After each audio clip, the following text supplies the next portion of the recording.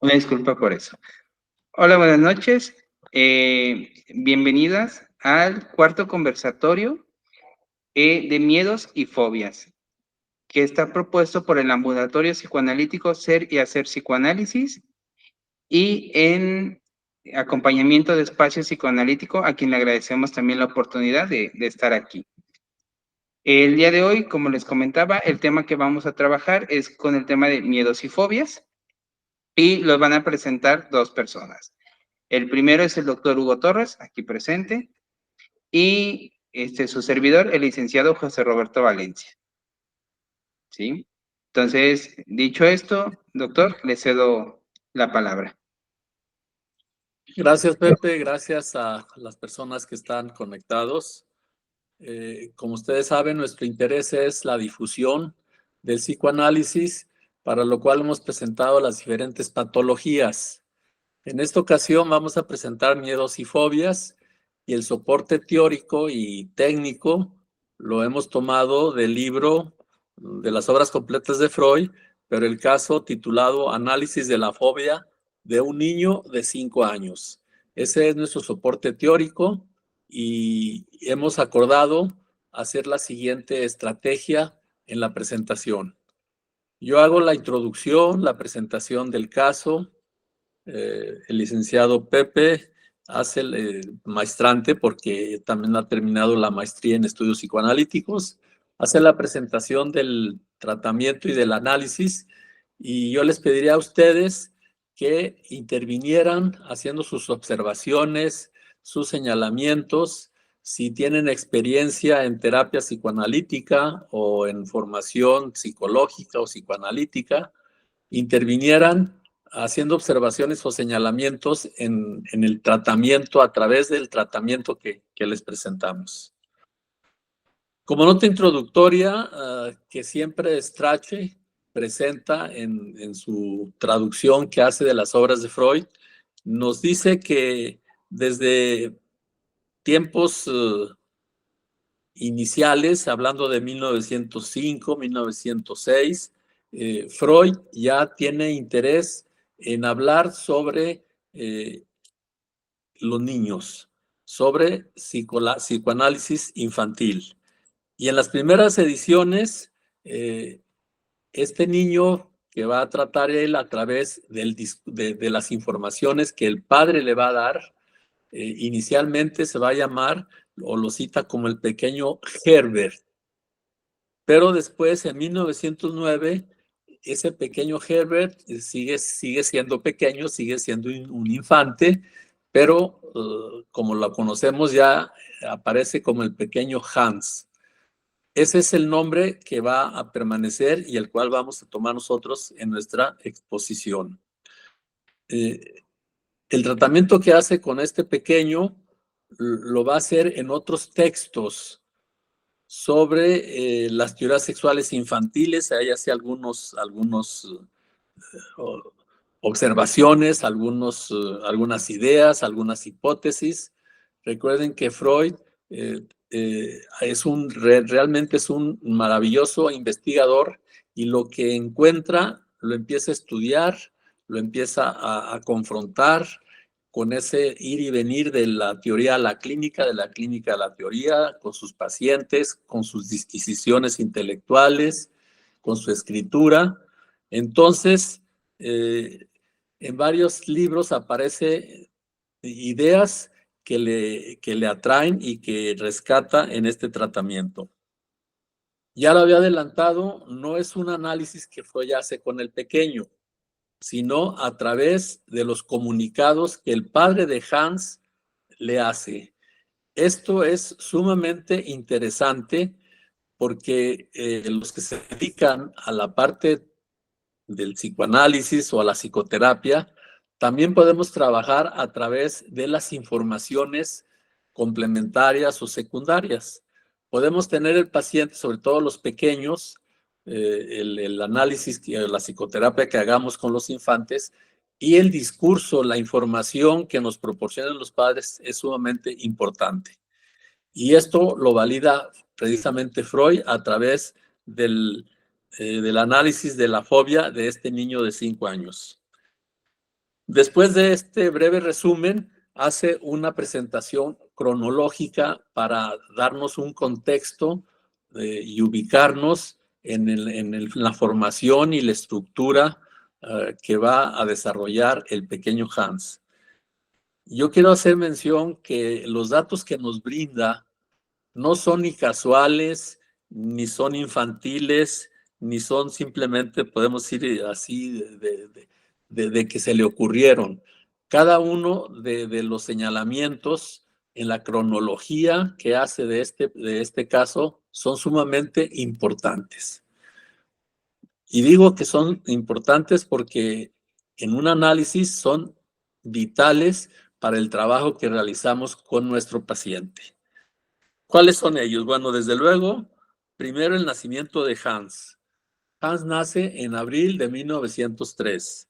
Después, a los 3 años, en 1906, ahí es cuando empiezan los primeros informes del padre de Hans a Freud.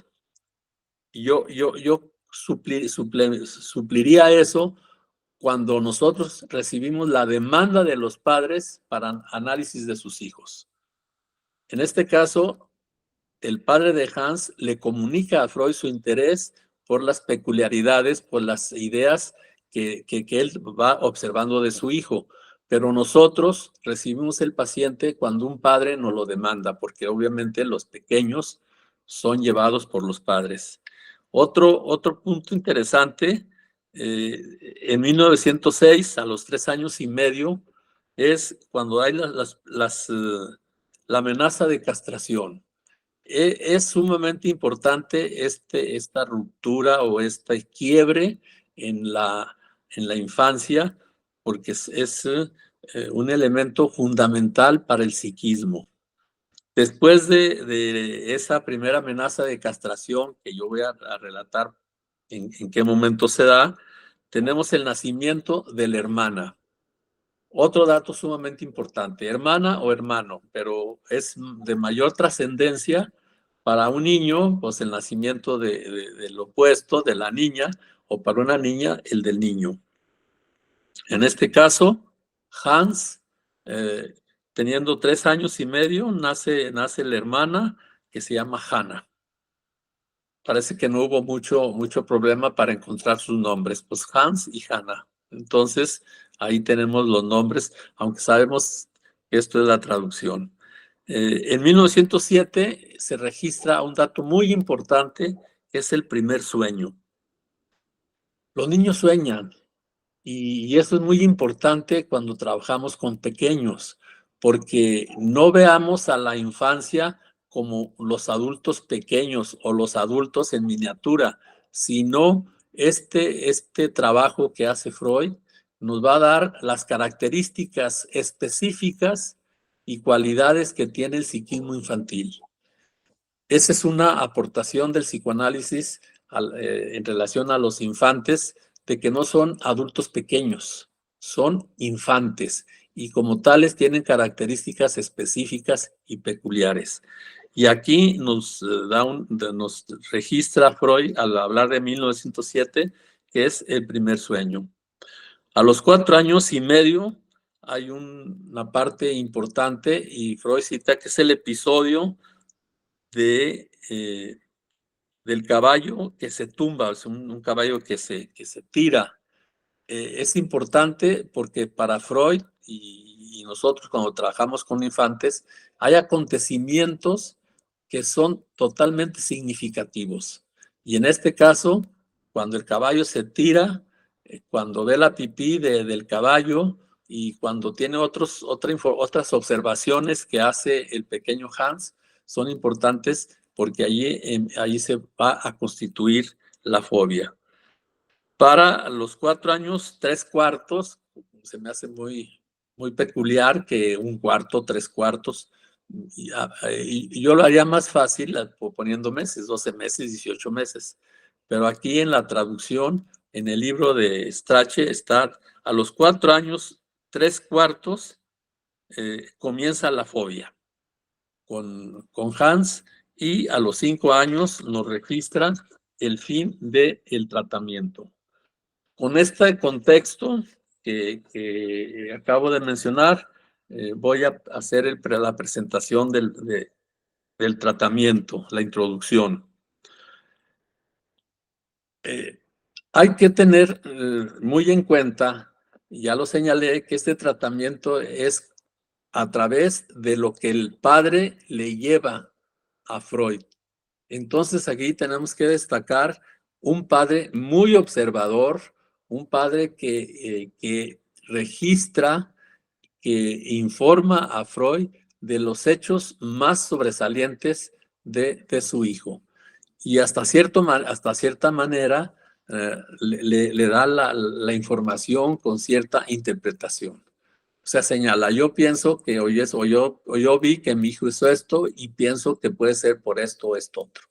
Entonces es un trabajo que hay que señalar de que se tiene un padre que supo interpretar la conducta, las exteriorizaciones que le informa a Freud.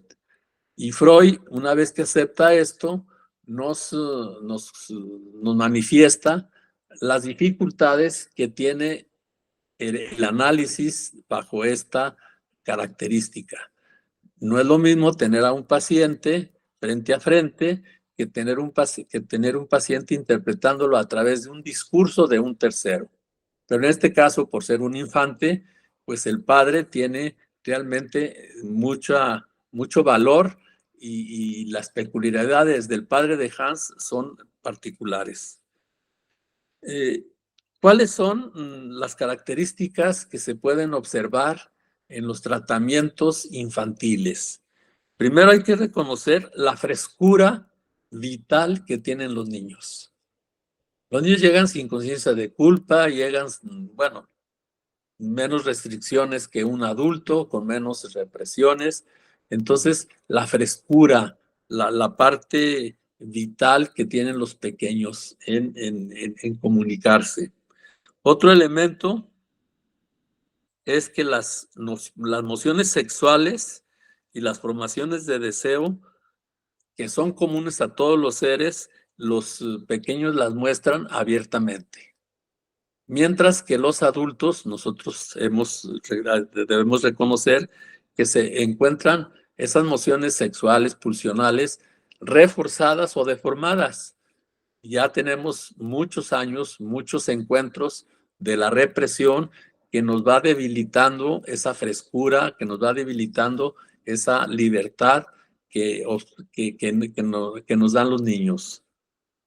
Por otro lado, en los análisis infantiles, otra observación que se hace es no pasar por alto cualquier elemento que el niño nos ofrezca.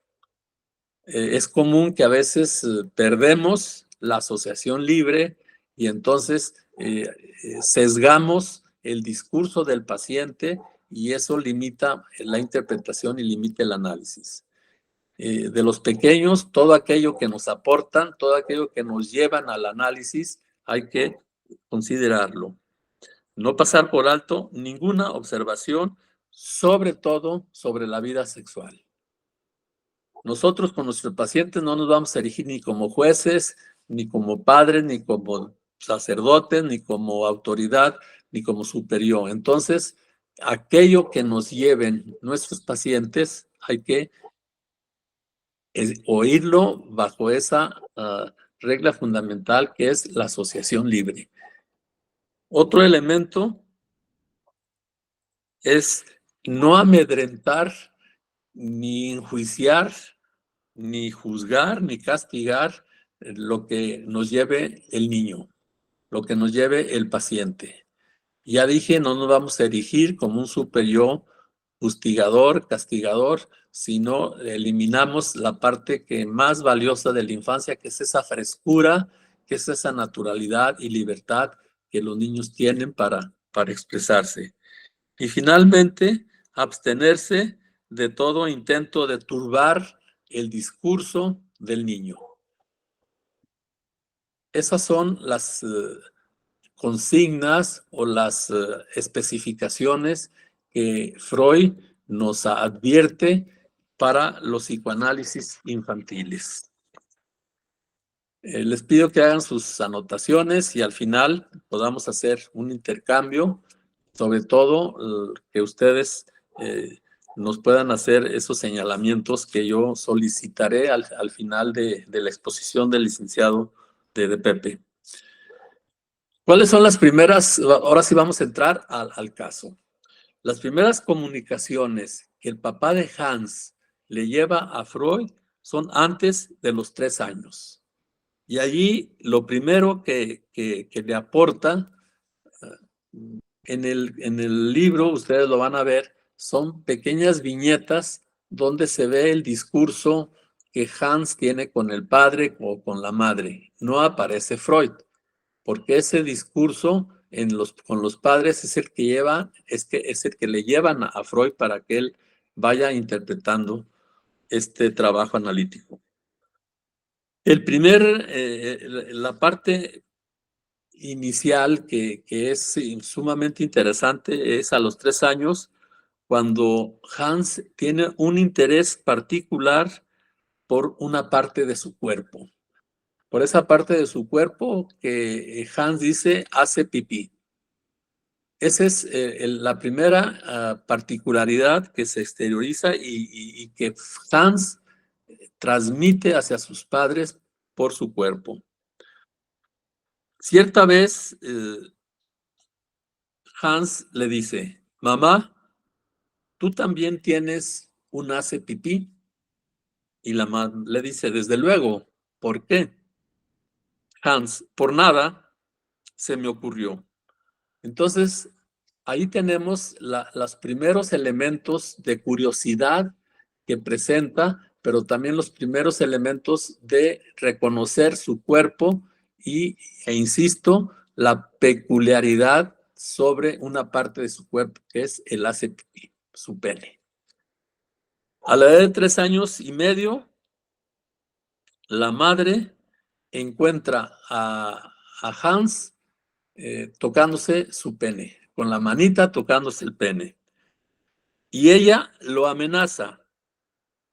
Le dice, si haces eso, llamaré al doctor que te corte el hace pipí.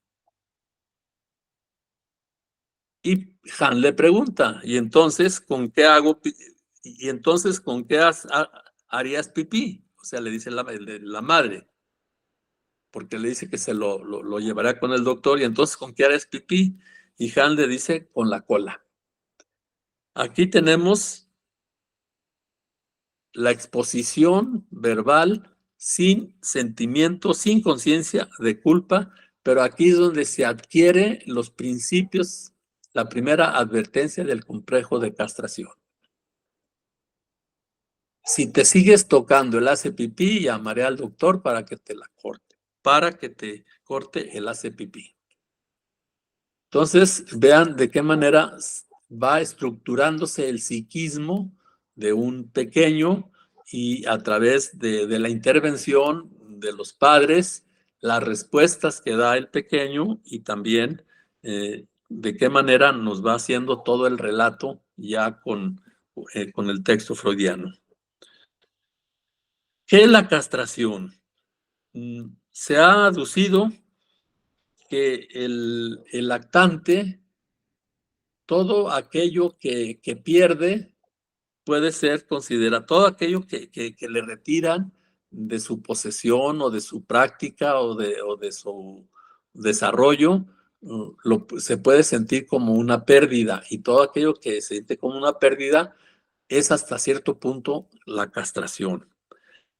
Reconocen que una castración es la pérdida de una parte sustantiva del cuerpo, pero que él contaba en su posesión. Esto es importante. Aquí hay 2 elementos. Primero, que es un objeto de su cuerpo, que es algo, y la otra es que él lo consideraba de su posesión.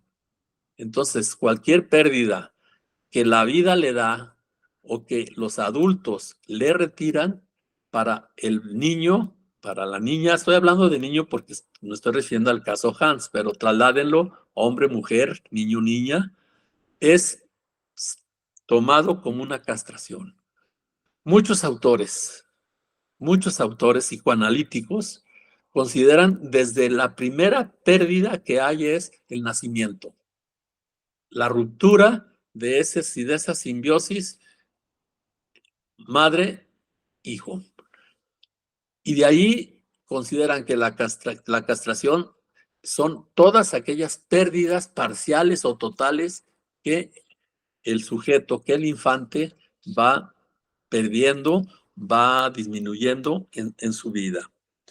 Freud considera y demanda que solamente se utilice el nombre de castración, complejo de castración, a las excitaciones y efectos enlazados con la pérdida del pene. Ustedes considérenlo, hablaremos al final, considérenlo estas dos posiciones que son importantes para cuando trabajamos con análisis de pequeños o de adultos. Todavía el adicto, ¿qué es lo que pierde? Porque no desea perder nada. La bulimia, o sea, hay un sinnúmero de ejemplos donde cualquier pérdida la consideran que es algo vital de lo que ellos han poseído. Entonces son un sinnúmero de castraciones que tenemos en la vida. Hasta después lo trabajaremos ya como duelos, como pérdidas, pero para Freud solamente el complejo de castración está relacionado y vinculado con cualquier aspiración que haya para la pérdida del pene. A los 3 años, 3/4, eso de 3/4, insisto, me parece por la traducción, pero lo señalo porque es importante relacionar el tiempo, porque el psicoanálisis es historia del inconsciente. Y vean que por eso señalo los tiempos. El inconsciente no tiene tiempo, pero sí es importante esas aportaciones, esas experiencias que vamos teniendo en la vida. A los 3 años, 3/4, Hans en la estación ferroviaria ve cómo de una locomotora larga agua. Ustedes saben que por el calentamiento, la evaporación, las locomotoras y cualquier auto tira agua. Y él observa y dice, mira, la locomotora hace pipí. Y luego dice, ¿y dónde tiene el hace pipí? Entonces él reflexivamente dice, un perro y un caballo tienen hace pipí. Una mesa y una silla no tienen. Aquí es interesante cómo se va desarrollando el psiquismo y vemos que hay varios elementos valiosos de la infancia. Primero, en la infancia tenemos el principio y el surgimiento de un investigador. ¿A qué me refiero? A esos pequeños que observan, que preguntan, que tienen curiosidad. Estos son los principios de hacer una investigación. Yo hago investigación cuando observo un fenómeno y tengo curiosidad por explicarme el resultado y las consecuencias y efectos de ese fenómeno. Y los pequeños nos lo muestran en su desarrollo esas características, que después se van a atrofiar por la falta de desarrollo, por las convenciones sociales, por un sinnúmero de elementos que podemos hablar después. Pero aquí además el pequeño Hans ya hace una distinción a través de su observación entre lo que es los seres vivos y los seres no vivos, porque dice, la locomotora hace pipí, pero un perro también hace pipí, pero una cosa no hace pipí. Entonces ya empezamos, que además de la observación, ya empieza a haber la distinción entre un ser vivo y una cosa inanimada. Todas estas características fortalecen, si se continuaran, si se desarrollaran, si no se fueran reprimiendo, fortalecen a un investigador. A los 3 años, 3/4, el apetito de Hans de saber y su curiosidad sexual lo lleva a entablar este diálogo con el padre. Dice, papá, ¿tú también tienes un hace pipí? Padre, sí, naturalmente. Hans, pero si nunca te lo he visto. Madre, ¿por qué miras así? Hans, solo para ver si tú también tienes un hace pipí. La mamá, naturalmente, ¿no lo sabías? Hans, no. Pensé que como eres tan grande, tendrías un hace pipí como el de un caballo. Vean el carácter, la curiosidad, pero la parte asociativa que va teniendo con las observaciones que el pequeño Hans va teniendo. Esas observaciones son los encuentros en su vida y le van dando experiencia, esa curiosidad y le van dando esas confrontaciones con los padres.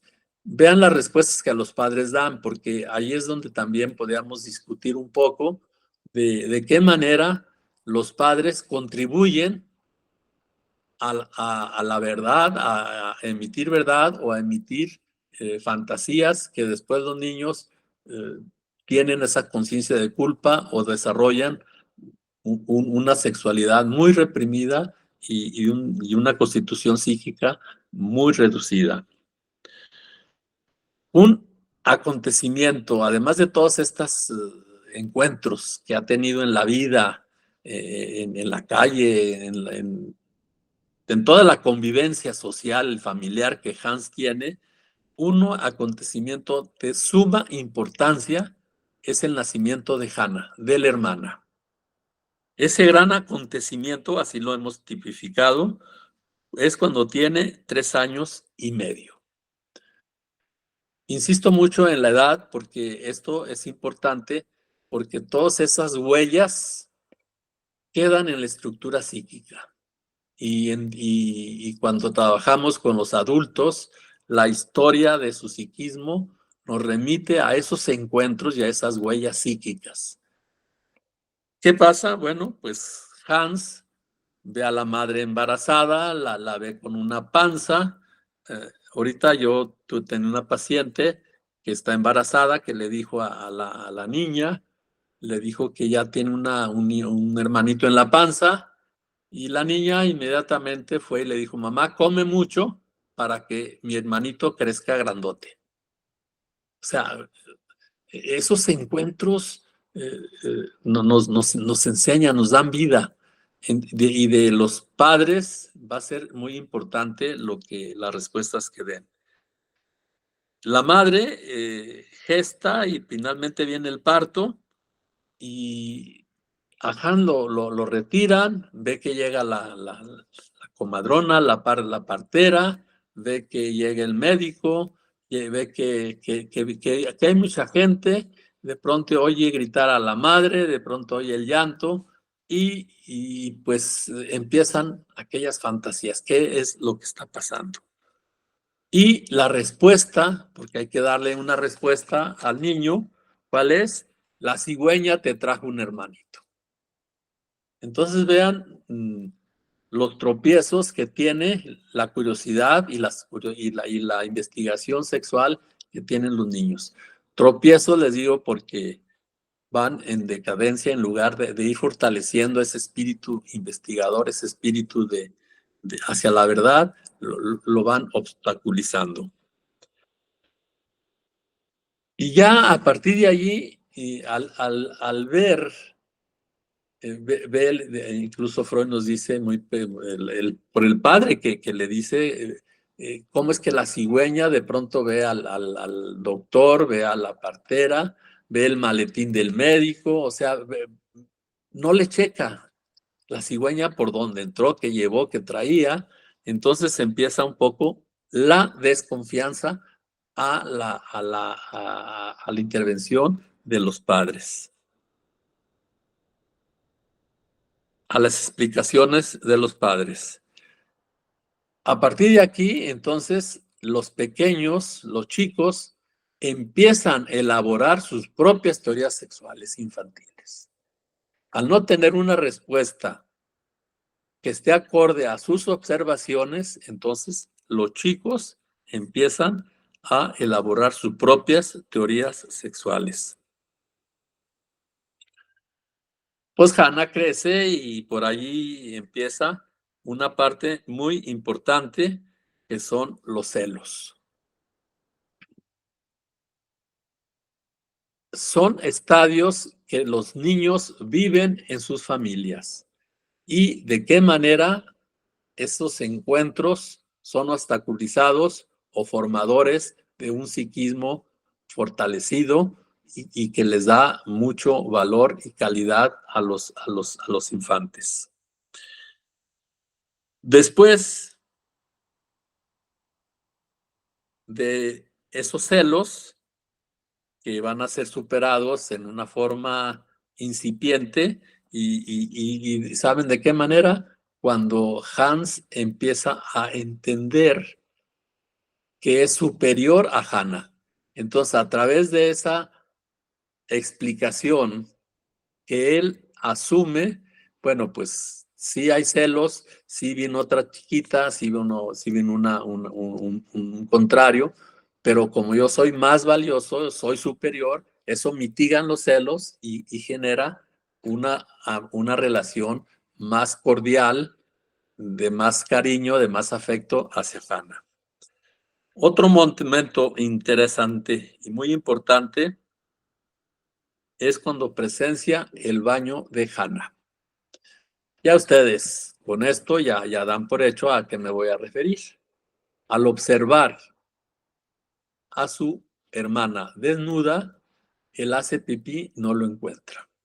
Entonces, ¿qué pasa? Dice, pero su hace pipí es chico, pero agrega, ya cuando crezca se le hará más grande.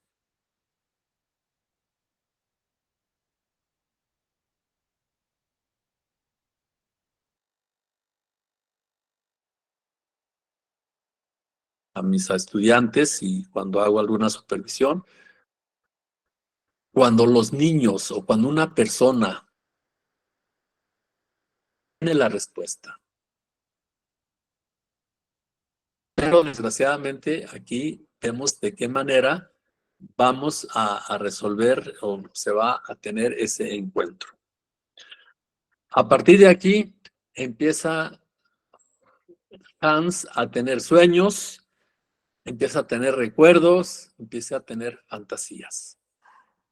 Es un mérito haber tenido este padre porque le relata, le lleva a Freud sus sueños, le lleva información del comportamiento, de la conducta externa de Hans, y Freud va alimentando, va recurriendo, va teniendo ideas, información que le va a ser sumamente valiosa para el trabajo y la interpretación.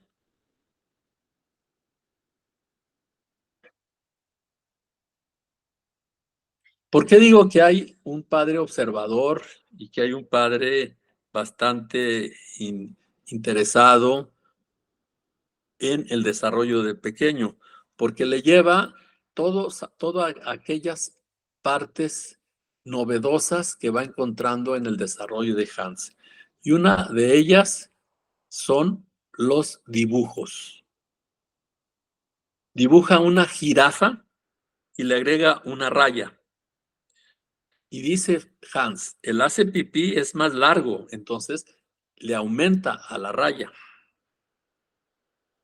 Luego, por allí pasa un caballo y junto a ese caballo que orina, dice, el caballo tiene el hace pipí abajo, como vos.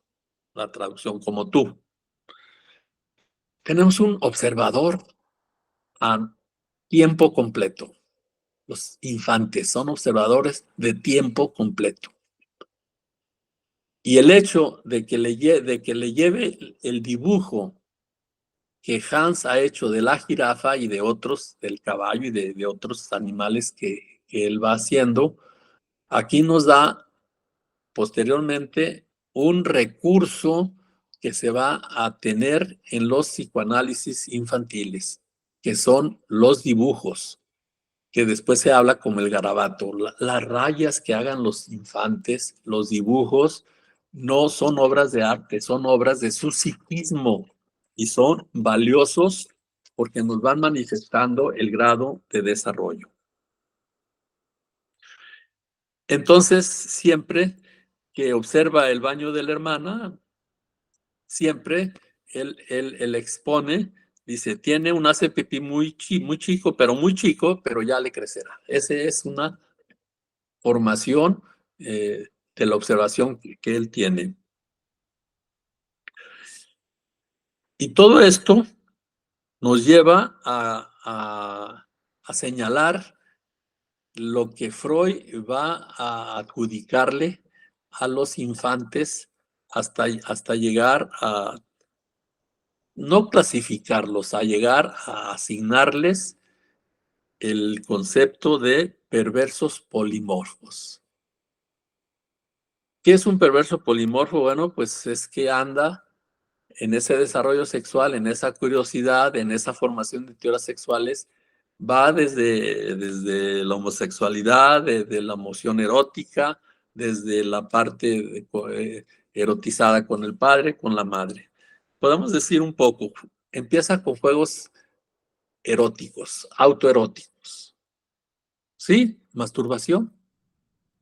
Empieza a tocarse el pene, empieza a masturbarse.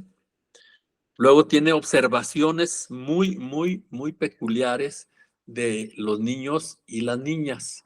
Ya empieza a ver las diferenciaciones sexuales. Tiene ya una hermanita que no tiene pipí, entonces las amiguitas de la escuela, las amiguitas en la calle, pues ya empieza a hacer esas diferenciaciones. Abraza con cariño y a veces demasiado cariño a los compañeros. Y en un momento es mucho afecto y mucho abrazo con niños. Ya podemos allá hablar de rasgos de homosexualidad.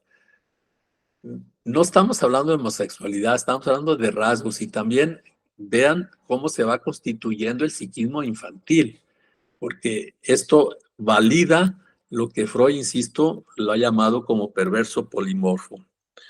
Descubre también que le gustan las niñas y en esas niñas de 10 más mayores que él empieza y permanece admirado de observarlas, de verlas.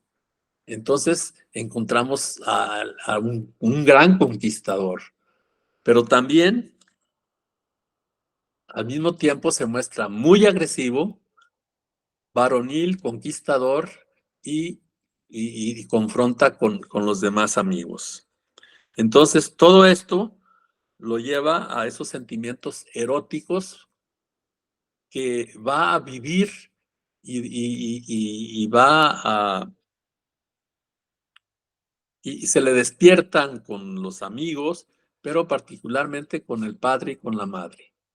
No es casual que los niños quieran estar donde está papá y mamá, ni es inocencia, es esa gratificación que tienen por los sentimientos eróticos de estar junto con el padre y la madre. Es una verdadera fuente de erótica, convivir, estar, tocar con los padres y con las madres. A los 4 años y medio, y antes, pero bueno, el relato está señalado 4 años y medio, es bañado por su madre. Y el hábito que tienen muchas madres, en este caso la de Hans, es que después de bañarlo, es secado y entalcado. Y entonces, en ese procedimiento de secarlo, de entalcarlo, siempre tiene mucho cuidado de no tocarle el pene. Hans está todo lo que da de observación, de curiosidad, y entonces se establece el siguiente diálogo. Le dice a la madre, porque la madre tiene sumamente cuidado en no tocárselo. Y Hans le dice, ¿por qué no pasa el dedo ahí? La mamá, porque es una porquería. Fíjense las respuestas. Y Hans, ¿qué es? Una porquería. ¿Y por qué? La mamá le dice, porque es indecente. Y Hans riendo, pero gusta.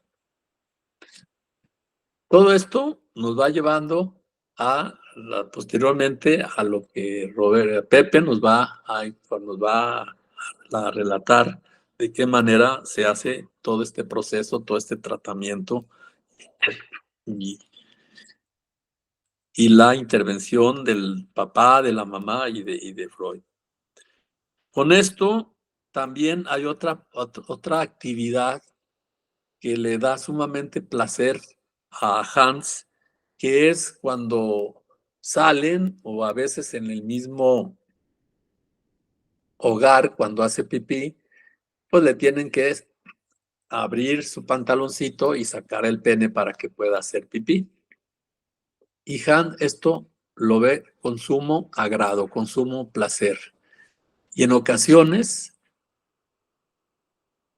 es o solicita o pide que sea el padre o que sea la madre. Uno u otro le produce sumamente placer, aunque a veces los niños escogen a un padre y piden, sí, yo voy a hacer pipí, pero quiero que mi papá me acompañe. O para limpiarlos a las pequeñitas, escogen al papá o a la mamá. Entonces ya hay esta parte gratificante de placer, todo relacionado a esa curiosidad y a esa parte sexual.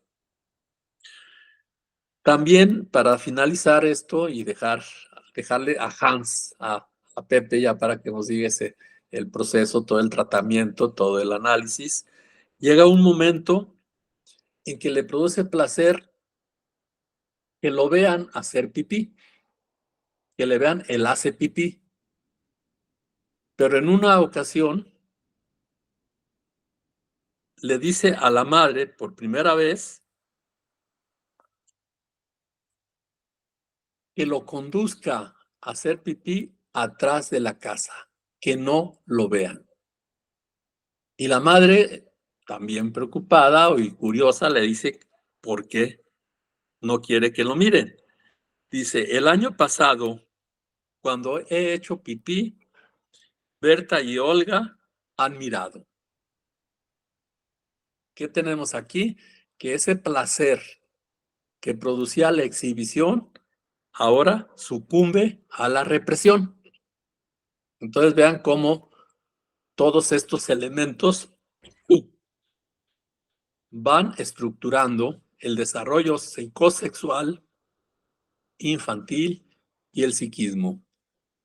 Aquí tenemos a Hans y ahora escucharemos a Pepe cómo va a formarse, cómo va a vivir ese análisis y de la formación del título sustancial de este tema, que es los miedos y las fobias.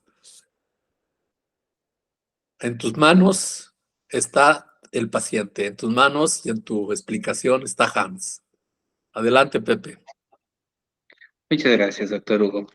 Bueno, yo ahorita quedamos como poquito tiempo, entonces voy a hacer como un resumen, porque traía como muchas cosas.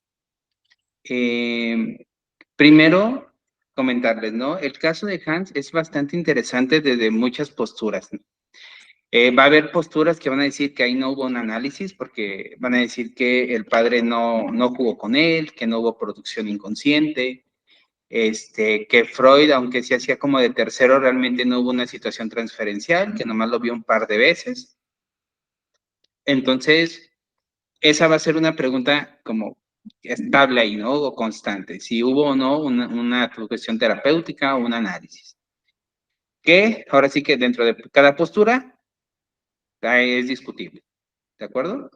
Lo que sí podemos encontrar, a mi parecer, en cada una de las etapas de este proceso, de estas cartas que el papá de Hans le hace llegar a Freud, algo que yo descubrí en esta relectura es que el papá de Hans, junto con Freud, lo que le permiten a Hans es iniciar un juego, ¿sí?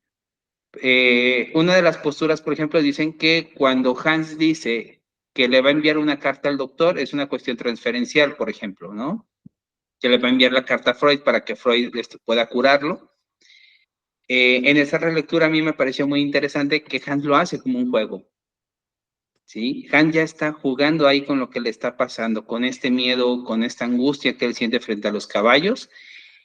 Él da la posibilidad de iniciar un juego y a partir de ahí, de que visita a Freud, Hans y su papá pueden empezar a jugar.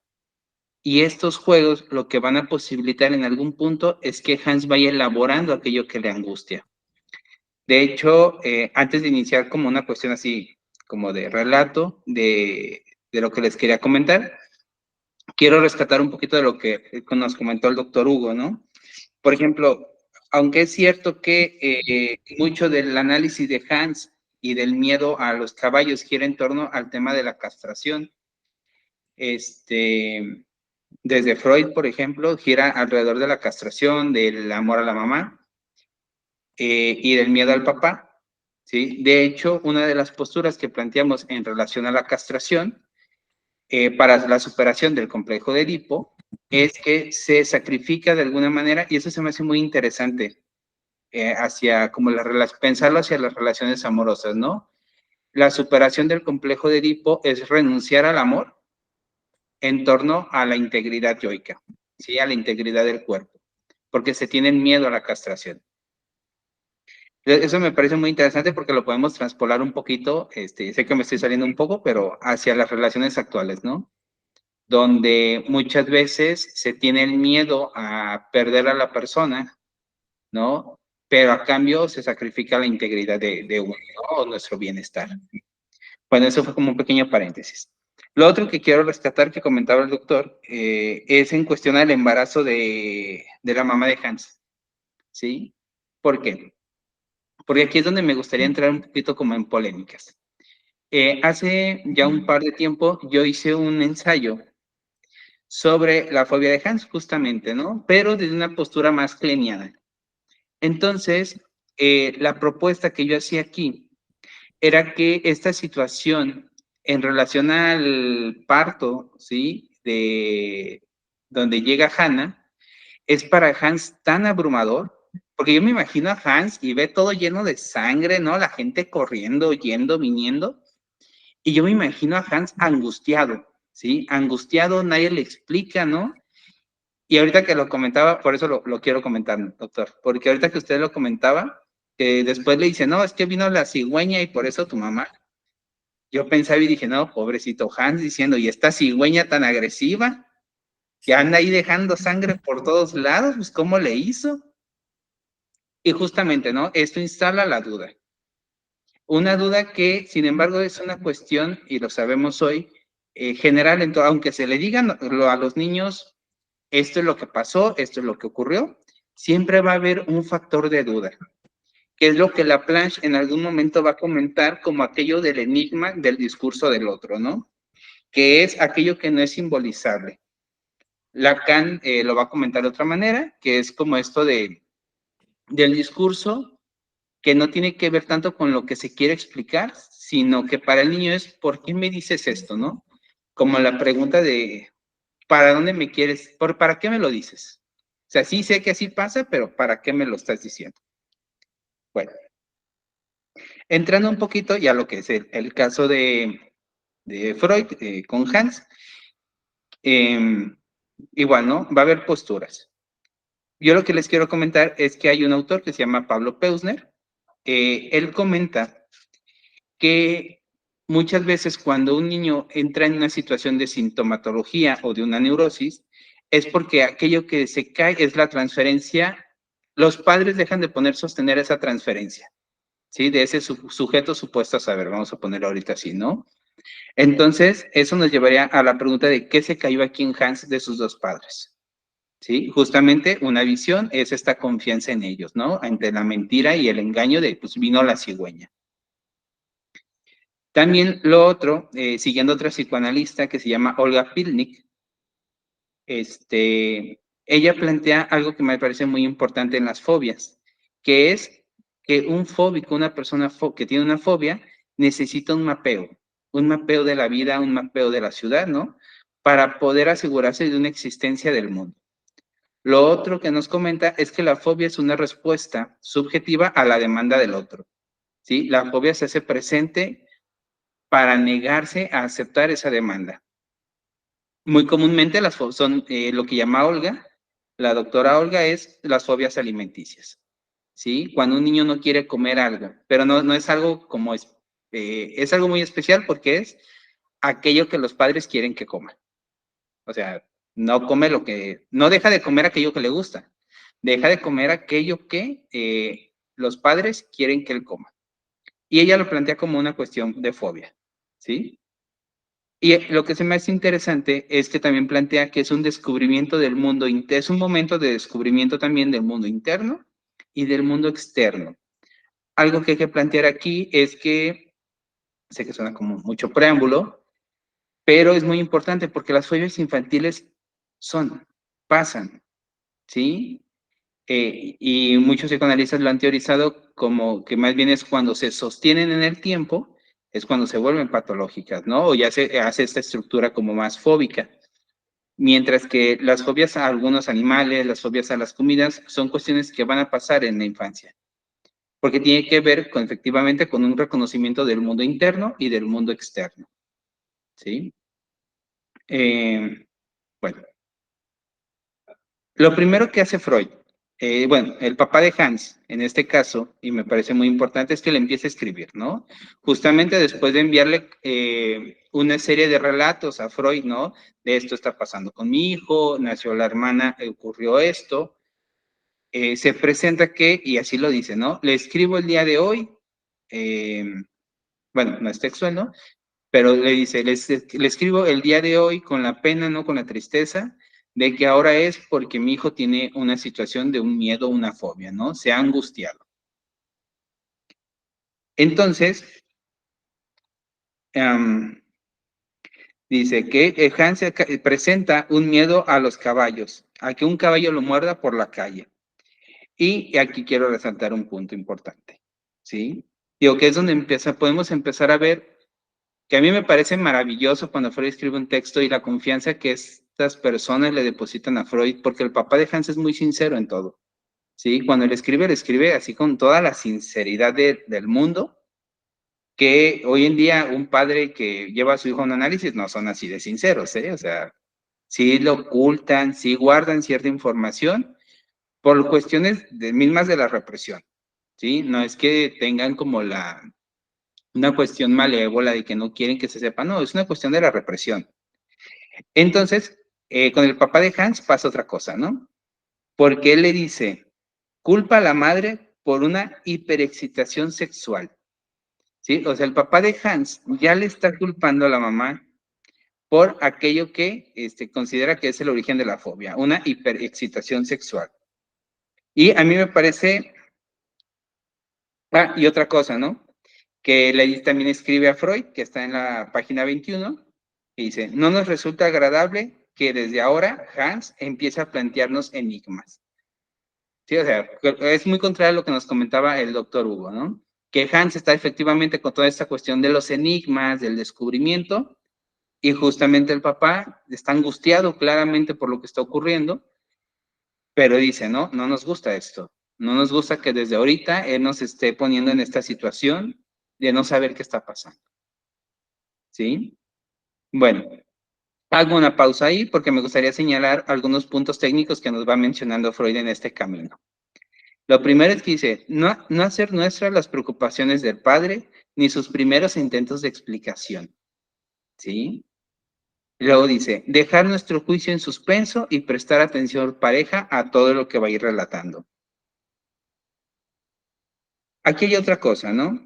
Pero es que no sé si me voy como adelantando, pero bueno, hay otra cosa. Cuando el papá le escribe a Freud lo que le responde es como que autoriza a Freud de alguna manera que lo vaya esclareciendo en las cuestiones de la sexualidad infantil. O sea, que le vaya explicando poco a poco estas dudas que Hans tiene, conforme Hans las vaya preguntando, ¿no? O conforme se vayan haciendo presentes las dudas en su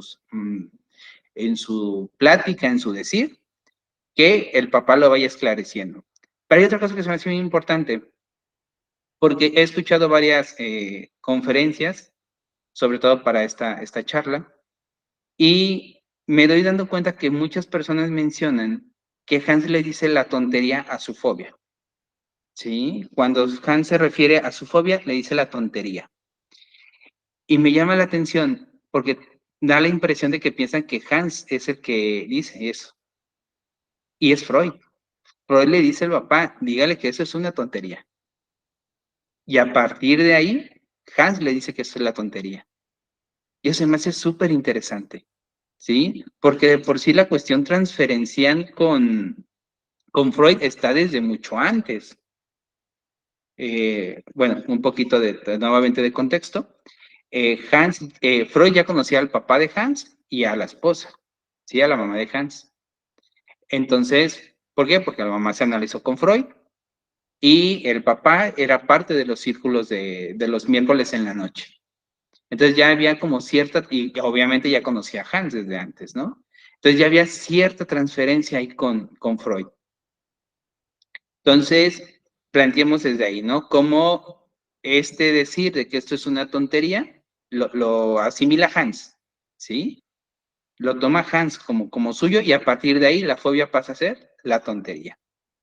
Bueno, hay un punto que nos comentaba el doctor Hugo justamente, ¿no? Que hacia los 4 años y 3/4, ya no va a dejar de darme risa eso, dice Hans, le dice a la mamá, ¿no? Yendo a su cama para que hagan como el espacio, dice, he pensado cuando dormía y tú estabas lejos y yo no tengo ninguna mami para ser cumplidos. Entonces, ¿qué dicen? Que es un sueño de angustia, ¿sí? Esto es un sueño de angustia donde sueña que pierde a la mamá. Esto hay una serie de interpretaciones donde se piensa en esa hipersexualidad, en este hiperdeseo, ¿no? De estar con la mamá y que sin embargo ha sucumbido a la represión y que por eso es angustiante. Para Freud, en este punto, que es algo que habríamos que pensar desde aquí, la angustia para Freud tiene que ver con se instala como un pequeño repositorio, como si una parte de la libido quedara estancada dentro del inconsciente, dentro de la representación, que no puede terminar de salir. Entonces, esa pequeña parte de la libido estancada, la forma que tiene de empujar hacia afuera o salir hacia la conciencia va a ser convirtiéndose en angustia, ¿sí? Que es una teoría, de varias teorías que tiene Freud de la angustia, esta es una. Entonces, como el deseo queda insatisfecho, ¿sí? Porque no se completa de todo, esa parte que queda sesgada va a convertirse en angustia. Otra interpretación que hay sobre este sueño, que también me parece muy, muy interesante, es la idea de que el deseo de Hans es separarse de su mamá, ¿sí? Porque Freud interpreta que es el deseo de estar con ella. Otra interpretación, justamente de la doctora Olga, es que también podría existir el deseo realmente de separarse de su mamá, porque justo está en esa etapa, también de vincularse nuevamente con su papá y tomarlo como modelo, ¿sí? Entonces, lo digo para ir viendo cómo la postura teórica que podemos tener va a ir haciendo diferente la interpretación del sueño, por ejemplo.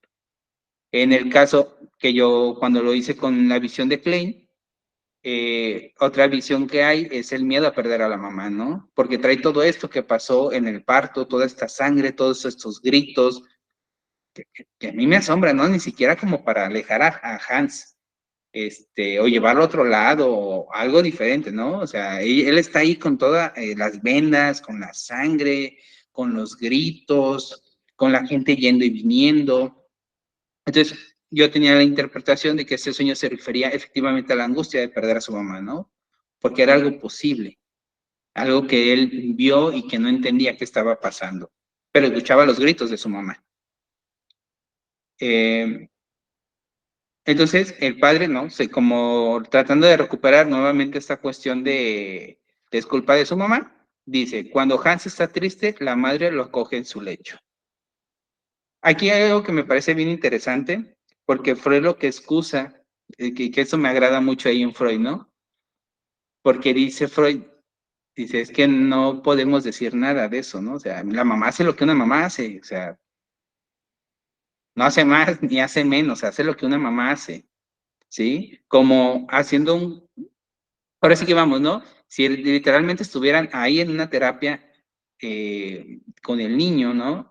En una entrevista con los padres, y nos imaginamos diciendo eso a Freud, ¿no?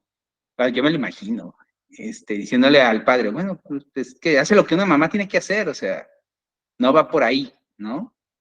Y justamente, ¿sí? Entonces, es una forma también que podemos empezar a ver o a entrar un poco en que eso, pues es lo que hay, ¿sí? Es lo que esta mamá puede hacer, es lo que sabe hacer, es lo que le toca hacer, ¿sí? Y no por ahí va esta cuestión de andarle echando culpas de a ver a quién le pega, ¿no? Dice, siguiendo como una historia, ¿no? La próxima vez que Freud, que le escribe el papá de Hans a Freud, dice, va con la niñera y comienza a llorar y quiere regresar a ser cumplidos con su mamá. Esto significa, iban por la calle y ocurre esto, ¿sí? Van por la calle, van de paseo, un 7 de enero justamente, y Hans se angustia, ¿sí? Algo pasa, empieza a llorar, se empieza a desesperar y lo que quiere es regresar a ser cumplidos con su mamá. Aquí hay dos puntos, ¿no?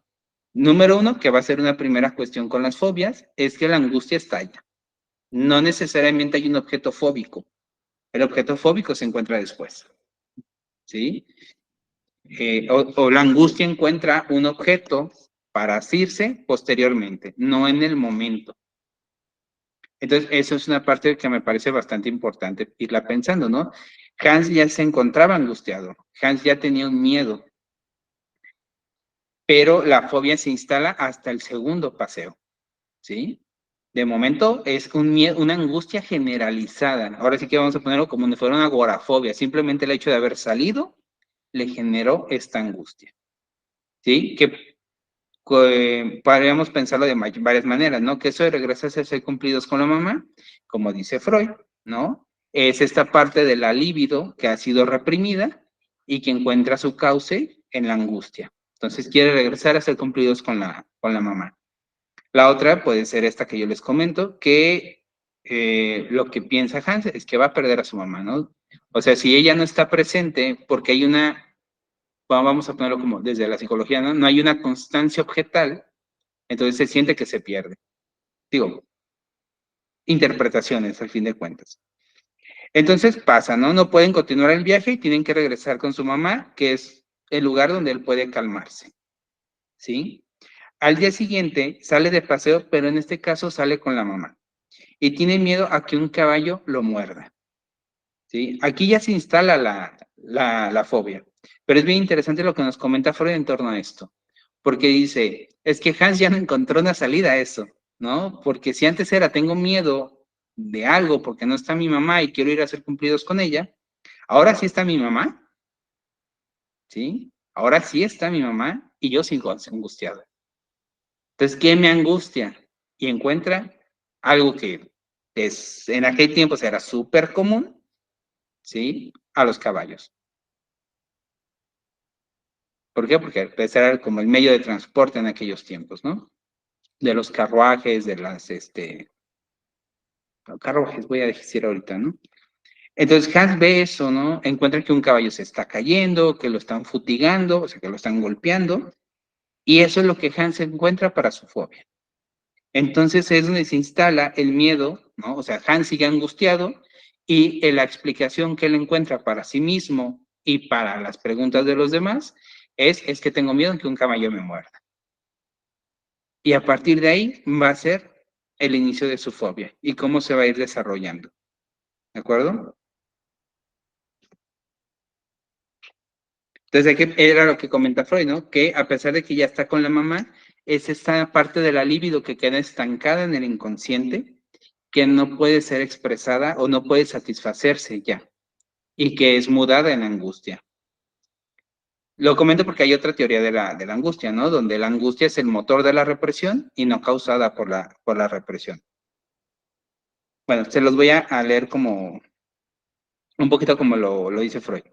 Dice, la angustia corresponde entonces a una añoranza reprimida, pero que no es lo mismo que la añoranza. La represión cuenta también en algo. La añoranza se podría mudar en satisfacción plena aportándole el objeto ansiado. Para la angustia, esa terapia no sirve. Ella permanece aunque la añoranza podría ser satisfecha. Ya no se le puede volver a mudar plenamente en líbido. La libido es retenida en la represión por alguna cosa. ¿Sí? Eso es lo que nos comenta Freud.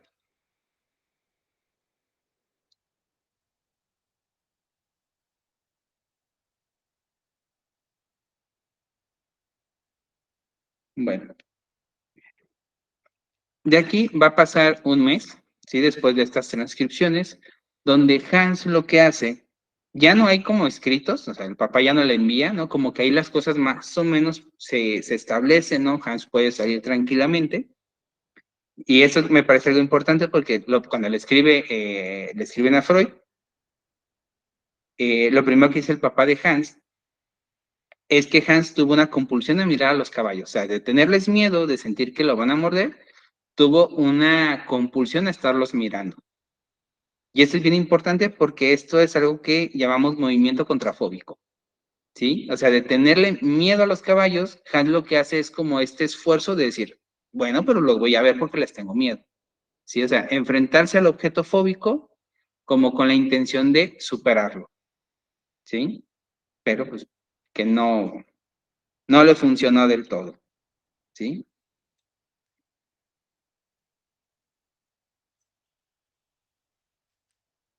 Mm,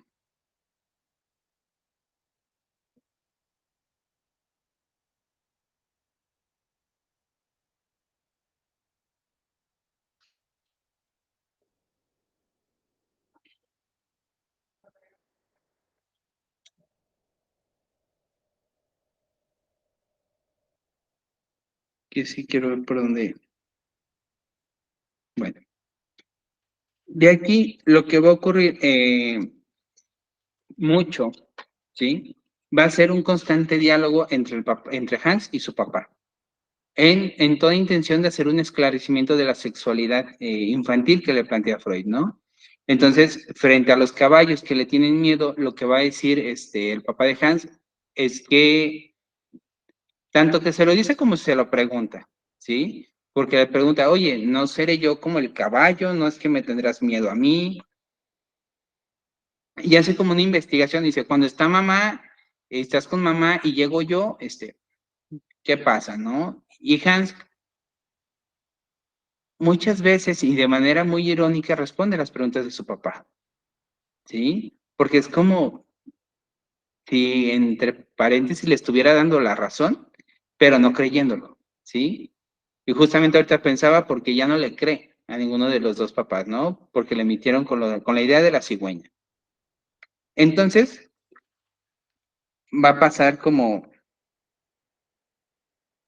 la angustia se va inmovilizando, ¿no? Desde a los caballos grandes, después va a pasar no solo a los caballos, sino también a los carruajes. Y estos cambios, donde no se queda estática la fobia, o no se queda solo en los caballos, es el movimiento que el juego va a permitir, ¿sí? Este juego que inicia con su papá Hans, donde no es un juego como tal que estén jugando, ¿no? Pero en la plática, en esto que el papá intenta hacer, Hans está jugando, ¿sí? Su papá está todo serio tratando de explicarle y Hans está jugando, ¿sí? Sí te responde, sí piensa todo esto, sí cuestiona aquello que no le va haciendo sentido. ¿Por qué? Porque, por ejemplo, dice, ¿no? Frente al esclarecimiento de que las mujeres no tienen una CPP, Hans sufre los efectos retardados en una prescup, ¿no? Del complejo de castración, nos va a decir Freud. Entonces, lo que va a ocurrir aquí, cuando el papá le dice es que las mujeres no tienen una CPP, pasan dos cosas. La primera es que Hans le pregunta, entonces, ¿cómo hacen pipí? ¿Sí? O sea, yo creo que hay una cuestión también de traducción que sería interesante en algún momento revisar, pero Hans hace esta pregunta, no, bueno, entonces, ¿cómo es? O sea, Hans está intrigado porque no le hace sentido, ¿sí? Este, pero sin embargo, Freud también lo que va a plantear es que este enlace lo que va a promover es una mayor angustia, porque justamente angustia vuelve a estallar ahí y el miedo a los caballos se instala aún más. Este, y por ejemplo, hay una parte donde Hans tiene el sueño de la jirafa, ¿no? Donde hay una jirafa grande, una jirafa arrugada. Yo creo que, no sé, doctor, si le parece bien que vaya cortando, porque ya casi son la media. Tiene su micrófono cerrado. Concluyes, por favor, para dar oportunidad a nuestros asistentes. Claro que sí. Nada más con esto, porque este sueño me parece muy importante, ¿sí? Hans sueña con una jirafa grande y una jirafa pequeña arrugada, ¿sí? Hans dice, yo le quito la pequeña y arrugada a la jirafa grande y la jirafa grande grita, ¿no? Grita, desesperada. Después la jirafa grande se calla y Hans se sienta sobre la jirafa arrugada. Entonces, el sueño que es, el papá lo que hace de este sueño, o la forma en que lo interpreta, es muy sencillo, ¿no? Él es la jirafa grande que se enoja, ¿sí? Porque le quitan a su mamá, ¿no? A la esposa. Entonces, la jirafa grande es el papá que se enoja porque la mamá permite que Hans esté ahí en la cama. Hay otra, o yo estaba pensando en otra interpretación al leer esta vez el texto, y me gustaría que porque esto está en la página 32, y de aquí, a partir de aquí, se modifican muchas cosas en el análisis de Hans, ¿sí? Porque a partir de aquí hay una regresión al interés por la excrementación, ¿sí? Empieza a haber como un retorno a hablar del excremento, de que lo ven hacer del baño, hay como una pequeña regresión en ese sentido. Y a mí me parece muy, muy interesante porque este sueño, y a partir de aquí, pareciera que lo que Hans quiere quitar o lo que quiere robar son a los bebés. Muy kliniano el asunto, yo sé, pero realmente pareciera que, porque a partir de aquí empiezan las fantasías de cuidar a sus amiguitos, empieza a ver los carruajes como si fueran, dice el papá, lo interpreta, ¿no? Como si fueran una mujer grávida o embarazada, son carruajes que están cargados, ¿no? Entonces, que Hans empieza, de aquí es donde me parece importante, dentro de sus teorías y deseos, dentro de la idea que tiene, empieza a elaborar aquello que pasó, además desde donde yo lo estoy leyendo ahorita, con el embarazo de la mamá, ¿sí? Empieza a fantasear con eso y a jugar, porque entonces son los carruajes los que están grávidos. ¿Qué hay dentro del carruaje? La jirafa pequeña es un bebé, también se puede interpretar así, ¿no? Y que se siente en él tanto de manera inversa, como sabemos que puede pasar en los sueños, puede ser tanto meterlo como sacarlo, ¿no? Sacar un bebé, pero algo que roba, que no es suyo. Y justamente porque se ha establecido un vínculo ahorita con el papá. Bueno, eso es todo lo que yo diría y ahí quedan las dudas y fantasías de cada quien. Claro, muchísimas gracias. Bueno, pues nos quedan 5 minutos y esos queremos aprovecharlos para que nos hagan comentarios, observaciones. Yo señalaba que pudiéramos plantearlo desde la vista de ustedes, qué piensan, qué harían, dónde está el elemento psicoanalítico planteado, la técnica, la observación, todo aquello que surge en ustedes como dudas o comentarios. Y suspendimos a esta hora y gracias, Pepe, porque queremos tener en cuenta el tiempo que les hemos pedido nos otorguen, que es 1 hora y media. Nuestros conversatorios tratamos de que sean con esa duración. Por eso Pepe también, al observar el tiempo, y quiso hacer el cierre. También quiero decirles que tienen a disposición los correos de todos nuestros ponentes o los correos de espacio y de este conversatorio para que si hay dudas o preguntas continúen ustedes en comunicación con el ponente o con el espacio para tener oportunidad de las comunicaciones, no solamente del conversatorio, sino continuar.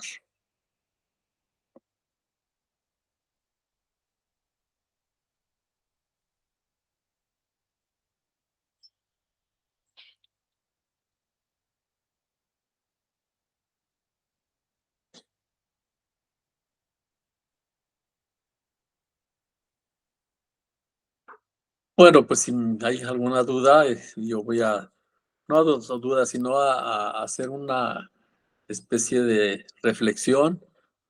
Esta es una manera de cómo Freud empieza a sentar las bases de lo que va a ser posteriormente el psicoanálisis infantil.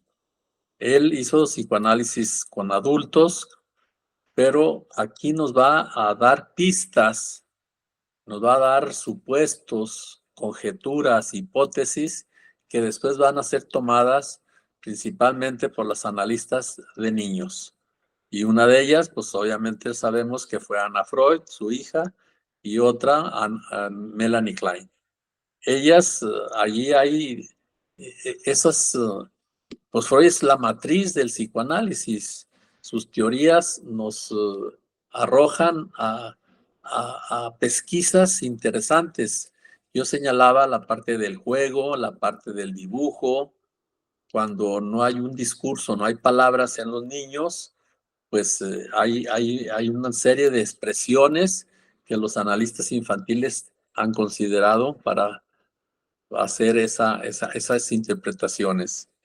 Nos posibilita, nos dio la posibilidad de plantear psicoanálisis infantiles. Vean de qué edad inicia este proceso Hans, desde los 3 años. Y también hay otra parte muy importante que Freud nos da en este estudio, es que a tiempo las cosas resultan mejor. O sea, los psicoanálisis oportunos, reflexivos en la vida, es esa parte fundamental del desarrollo humano, son importantes. Y nos da la apertura para que se piense en el psicoanálisis infantil. Y así lo hicieron y así lo tomaron, pues las analistas que conocemos que son y que fortalecieron, generaron teoría psicoanalítica, proyectaron el psicoanálisis a los ámbitos infantiles, como son las dos, pues, Winnicott también. O sea, hay un sinnúmero de analistas que favorecieron todos los puntos que Freud simplemente bosquejó, inició, para dar una teoría muy importante al psicoanálisis infantil. Cité a Klein, a Winnicott y Anna Freud, pero hay un sinnúmero de analistas, incluso, o antes de que se me olvide, en las asociaciones psicoanalíticas hay un espacio muy importante de investigación del grupo analítico en niños y adolescentes. Nuestro mismo grupo aquí en Espacio Psicoanalítico tiene una especialidad en psicoanálisis infantil y adolescentes. Ha sido tan importante que se ha considerado de tener esa parte, ese capítulo dentro de los análisis. Y en algunos momentos se ha postulado que para ser psicoanalista hay que hacer primero la parte de psicoanálisis infantil. Pues es nuestro tiempo. No sé, Pepe, si quieres hacer el cierre. Y yo, por mi parte, agradezco mucho su tiempo. Les recuerdo que cada mes tenemos estos conversatorios con el propósito de ser y hacer psicoanálisis. Ese es nuestro propósito, difundir la teoría psicoanalítica. Y la invitación, Pepe, si quieres hacer el cierre de este conversatorio y también la invitación. Muchas gracias y buenas noches. Muy Pepe. bien, pues agradecerles primeramente haber estado aquí.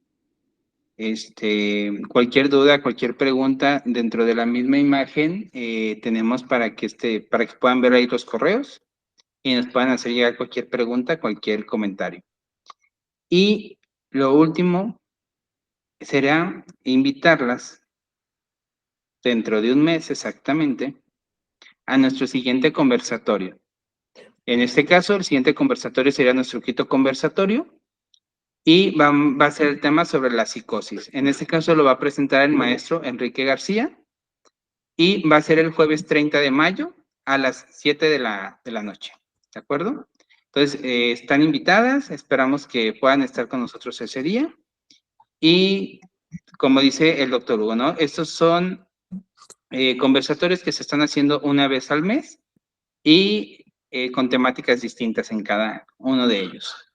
Entonces, agradecer a Espacio Psicoanalítico también por esta oportunidad de estar aquí. Y igual, como les comento, cualquier duda, cualquier pregunta, pues aquí estamos. ¿De acuerdo? Muchas gracias, doctor Hugo, por su exposición y nos vemos la próxima ocasión. Muchas Buenas gracias. noches, Buenas gracias. noches.